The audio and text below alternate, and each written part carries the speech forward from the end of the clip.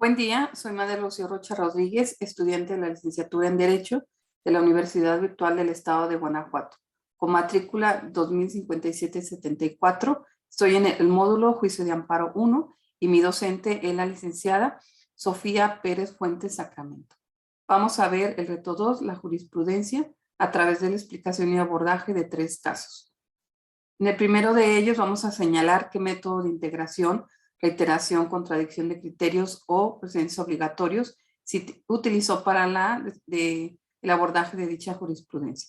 Después vamos a identificar si se cumple con el requisito establecido en el artículo 223 de la Ley de Amparo respecto a los votos que deben emitirse para su aprobación. Respecto a este abordaje, se utilizó el método de reiteración, de acuerdo con el Diario Oficial de la Federación en el 2013, la Ley de Amparo Reglamentaria de los artículos 103 y 107 de la Constitución Política de los Estados Unidos Mexicanos, expedida en el año del 2003. Y anterior a las reformas ejecutadas el 7 de junio del 2021, en el artículo 223, que disponía que la jurisprudencia por reiteración de las salas de la Suprema Corte de Justicia de la Nación se establece cuando se sustente un mismo criterio de 5 sentencias no interrumpidas por otra,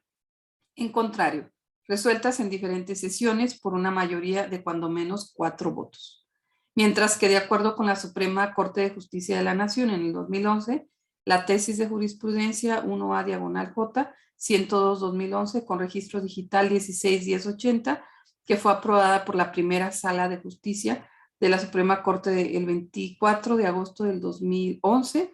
se creó por medio de la reiteración, sustentando el mismo criterio en 5 sentencias no interrumpidas por otra en contrario, resueltas en diferentes sesiones a partir de las resoluciones que mencionó a continuación. La facultad de atracción en 10/2007 PL del presidente de la Suprema Corte de Justicia de la Nación de fecha 11 de julio del 2007, de la Facultad de Atracción 78/2010 de los magistrados integrantes del Tribunal Colegiado de Circuito del Centro Auxiliar de la Séptima Región, de fecha 29 de septiembre del 2010. La Facultad de Atracción 120/2010 de los magistrados integrantes del Segundo Tribunal Colegiado del 22º Circuito, de fecha 27 de octubre del 2010. La Facultad de Atracción 168/2010 de los magistrados integrantes del Segundo Tribunal Colegiado en materia civil del Cuarto Circuito, de fecha 19 de enero del 2011. Y la Facultad de Atracción 13/2011 del 11º Tribunal Colegiado en materia administrativa del Primer Circuito, con apoyo del Segundo Tribunal Colegiado del Circuito del Centro Auxiliar de la Primera Región, y en la fecha el 9 de marzo del 2011. Respecto al caso número 2, aquí tenemos respecto a este caso, identificar cuáles son los razonamientos para que la jurisprudencia 1A/J 93/2013, un inciso 10A, fuera sustituida por la jurisprudencia 1A/J 78/2018, entre paréntesis 10A, emitida por la primera Sala de la Suprema Corte de Justicia de la Nación. De acuerdo con el Diario Oficial de la Federación en 2013, la Ley de Amparo, expedida en el año del 2013 y anterior de las reformas efectuadas el 7 de junio del 2021, en su artículo 228 señalan que la jurisprudencia se interrumpe y deja de tener carácter obligatorio cuando se pronuncie sentencia en contrario. En el artículo también 230 expresaba que la jurisprudencia que por reiteración o contradicción establezca en el Pleno o las salas de la Suprema Corte de Justicia de la Nación, así como los plenos de circuito, podrán ser sustituidas. En lo que se refiere a la Suprema Corte de Justicia de la Nación,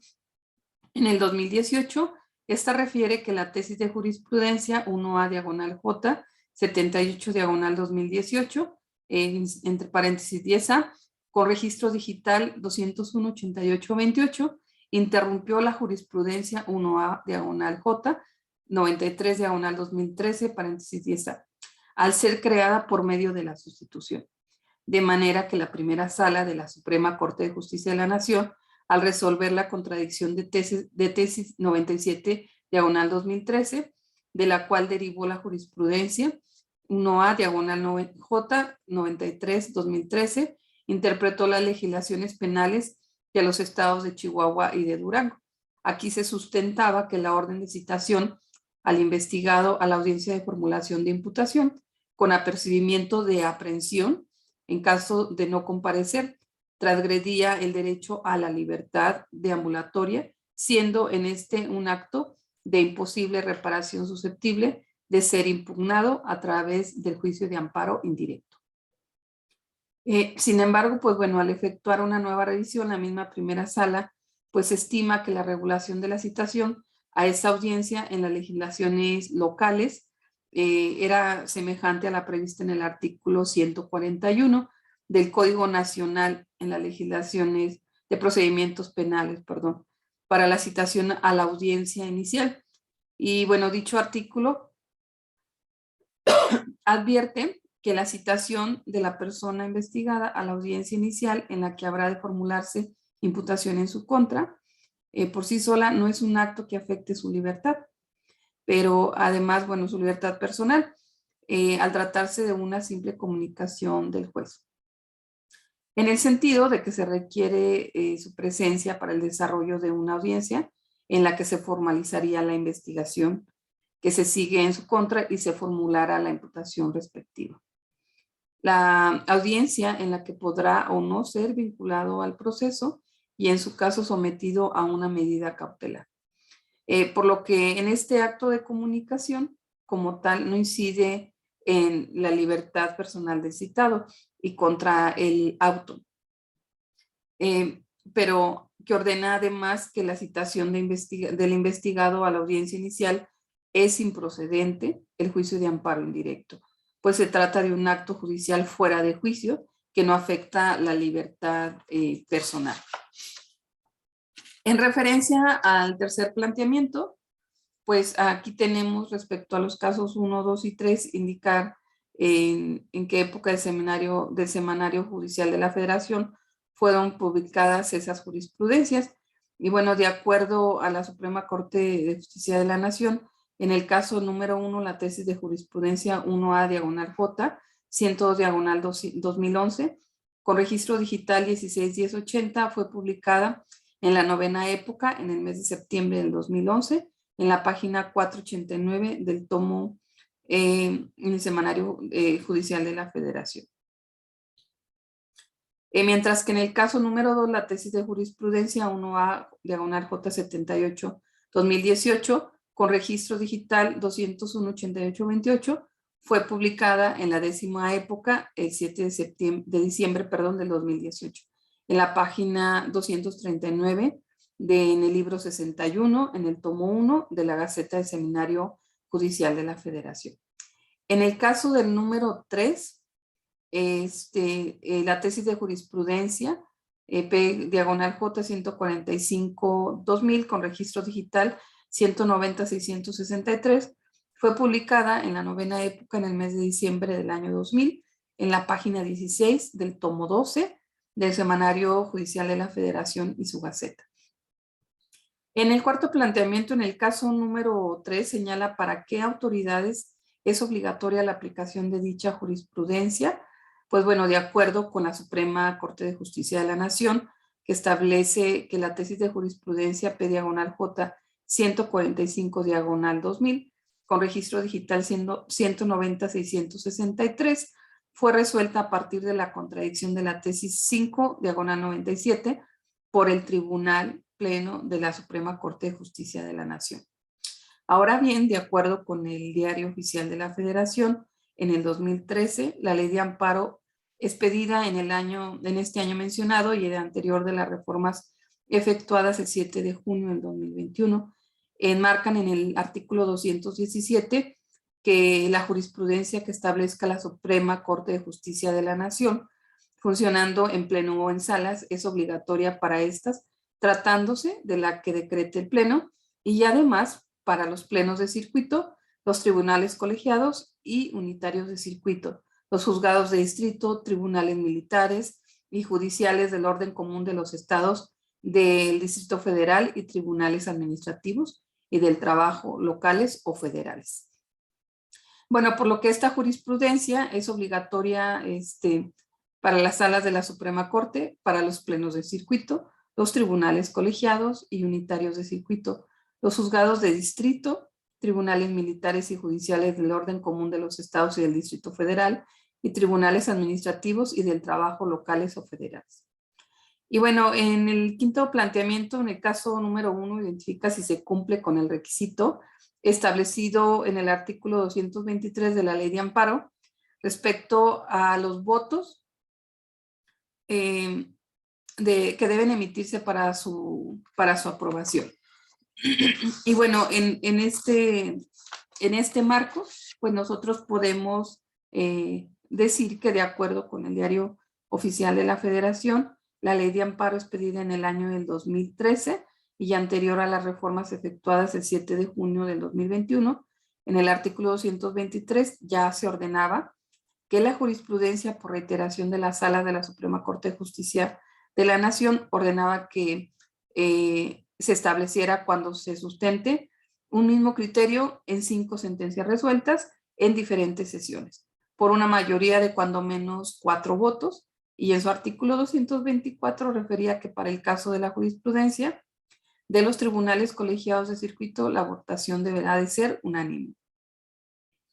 Y bueno, es así que pues ya las sentencias que sirvieron para base para la creación de la tesis de jurisprudencia 1A diagonal J 102 diagonal 2011 con registro digital 161.080 contaron con la mayoría de 4, cuando al menos 4 votos en el caso de las emitidas por la Suprema Corte y de unanimidad de votos en el caso de las emitidas por los tribunales colegiados de circuito.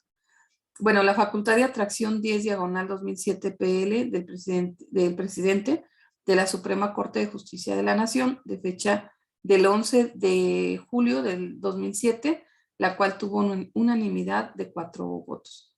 Y bueno, la facultad de atracción 78 diagonal 2010 de los magistrados integrantes del Tribunal Colegiado de Circuito del Centro Auxiliar de la Séptima Región en la fecha del 29 de septiembre del 2010 también se obtuvo unanimidad por 4 votos. La facultad de atracción 120 diagonal 2010